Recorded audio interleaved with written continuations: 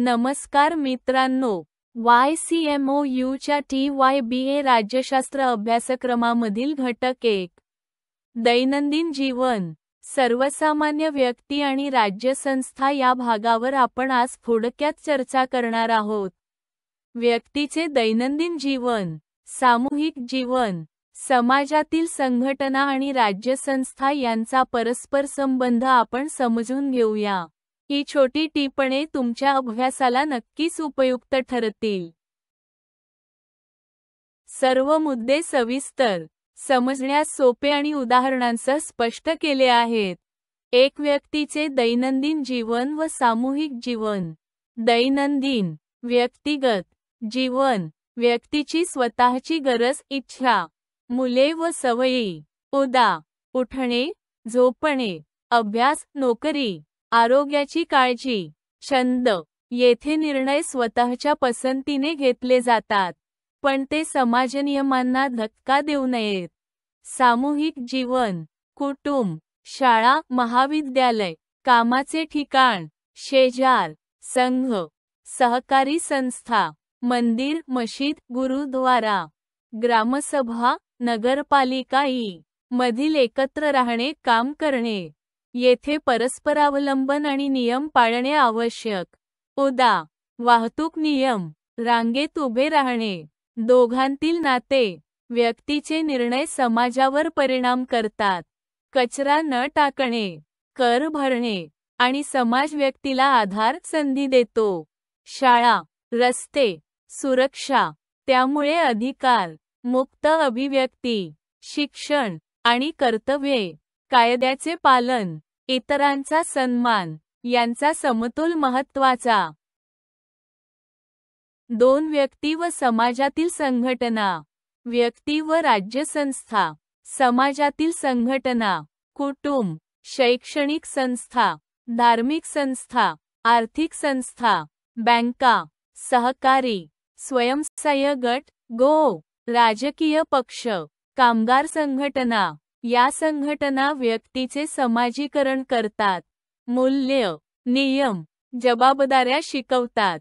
व्यक्तीची भूमिका, सदस्य, नेता, स्वयंसेवक म्हणून सहभाग, मत देणे, शुल्क, कर भरणे, स्वयंसेवा, तक्रार, विनंती यंत्रणा वापरणे. व्यक्ती आणि राज्यसंस्था. राज्य ही सर्वोच्च राजकीय संस्था. नागरिक म्हणून व्यक्तीला हक्क, न्याय, समानता, स्वातंत्र्य, आणि कर्तव्ये, कायदा पालन, कर, राष्ट्रहित असतात. सहभागाचे मार्ग, मतदान, ग्रामसभा, नगरसभा, जनहित याचिका, सामाजिक मोहिमा, डिजिटल सेवा, RTI, ग्रीव्हन्स पोर्टल्स. 3. राज्यसंस्था. व्याख्या, उदयाची कारणे, विकास, व्याख्या, निश्चित भूभाग आणि लोकसंख्या यांवर सार्वभौमत्व.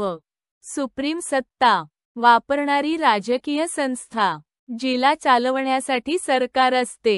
कायदा, न्याय व व्यवस्था राखणे हे तिचे मूळ कार्य. उदयाची प्रमुख कारणे: सुरक्षा, आंतरिक शिस्त, बाह्य संरक्षण, संघर्ष निवारण व न्यायव्यवस्था. सामूहिक साधने व्यवस्थापन, पाणी, सिंचन, रस्ते, व्यापार, कर नियमन व विकास. सांस्कृतिक ओळख जपणे, विचारधारा, दैवी सिद्धांत, बलप्रयोग सिद्धांत, सामाजिक करार, हॉब्स, लॉक, रुसो. ऐतिहासिक, भौतिकवादी, विकासाचा प्रवास, कुळ, वंश, नगर, राज्य, साम्राज्य, जागीर व्यवस्था, आधुनिक राष्ट्र, राज्य. रूल ऑफ लॉ, नागरिकत्व, प्रशासकीय यंत्रणा, लोकशाही, घटनात्मकता. पुढे कल्याणकारी, विकासाभिमुख भूमिका, जागतिकीकरण व आंतरराष्ट्रीय संस्थांशी समन्वय. 4. राज्यसंस्थेची ध्येये व घटक. ध्येये: कायदा व सुव्यवस्था, आंतर, बाह्य सुरक्षा, न्याय व हक्कांचे संरक्षण, स्वातंत्र्य, समानता, सन्मान, लोककल्याण, शिक्षण, आरोग्य, सामाजिक सुरक्षा, आर्थिक सामाजिक विकास, इन्फ्रास्ट्रक्चर, रोजगार, पर्यावरण संरक्षण, आपत्ती व्यवस्थापन, डिजिटल सेवाभिमुख प्रशासन. घटक असेन्शियल एलिमेंट्स. लोकसंख्या, नागरिक व त्यांचे हक्क कर्तव्ये. भूभाग, निश्चित सीमा, भूप्रदेश, जल, आकाश सीमा. सरकार, विधिमंडळ, कार्यपालिका, न्यायपालिका. सार्वभौमत्व, आंतरिक व बाह्य सर्वोच्च सत्ता. टीप: राज्य हे कायमस्वरूपी सरकार बदलते. 5 राज्यसंस्थेची कार्ये. कल्याणकारी राज्य व समाजवादी राज्य. मूलभूत कार्ये: कायदे करणे व अंमलबजावणी, न्यायदान, सुरक्षा, पोलीस, सैन्य, कर, आर्थिक व्यवस्थापन, परराष्ट्र धोरण, विकासात्मक, नियामक कार्ये, रस्ते, वीज, पाणी, शिक्षण, आरोग्य, विज्ञान तंत्रज्ञान, बाजार नियमन, ग्राहक, कामगार संरक्षण, पर्यावरण, शहरी ग्रामीण विकास, डिजिटल प्रशासन, सामाजिक न्याय, आरक्षण, वंचित गटांचे सक्षमीकरण. कल्याणकारी राज्य, वेलफेअर स्टेट. राज्य नागरिकांच्या समग्र कल्याणासाठी सक्रिय. कररचना व पुनर्वितरण, सार्वजनिक शिक्षण, आरोग्य, सामाजिक सुरक्षा, पेन्शन, विमा, गरिबी निर्मूलन, समता. उद्दिष्ट: संधी, समानता व मानवमर्यादा. भारतीय राज्यघटनेतील निदेशक तत्त्वे. RTE. सार्वजनिक वितरण, आरोग्य योजना. उदा.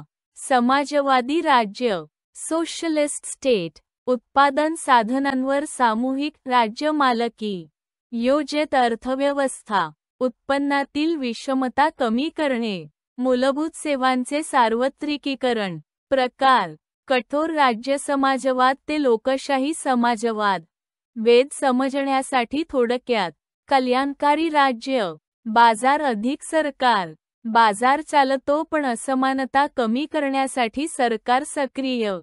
समाजवादी राज्य, बाजारावर राज्य, सामूहिक नियंत्रण अधिक. नियोजनातून समता साध्य करण्याचा प्रयत्न. अनेक आधुनिक लोकशाही, भारतासह, कल्याणाभिमुख लोकशाहीत समाजवादी मूल्ये मान्य करतात. सारांश: व्यक्तीचे व्यक्तिगत व सामूहिक जीवन एकमेकांवर अवलंबून आहे. त्या परस्परावलंबनाला नियम संस्था देणारी सर्वोच्च संघटना म्हणजे राज्य. राज्याची 4 मूलभूत घटक: लोकसंख्या, भूभाग, सरकार, सार्वभौमत्व यांच्या आधारावर राज्य न्याय, सुरक्षा, विकास व कल्याणाची उद्दिष्ट साध्य करतं. आधुनिक कालखंडात राज्य कल्याणकारी आणि अनेकदा समाजवादी मूल्यांनी प्रेरित होऊन नागरिकांच्या गुणवत्तापूर्ण जीवनासाठी सक्रिय भूमिका बजावते. तर मित्रांनो, आपण पाहिलं की व्यक्तीचं जीवन, समाज आणि राज्यसंस्था या एकमेकांशी किती घट जोडलेल्या आहेत. राज्य केवळ कायदे करीत नाही तर व्यक्ती व समाजाच्या कल्याणासाठी काम करते. ही थोडक्यात दिलेली माहिती तुमच्या परीक्षेच्या दृष्टीने महत्त्वाची आहे. पुढील व्हिडिओमध्ये आपण या अभ्यासक्रमातील आणखी भाग पाहू. धन्यवाद.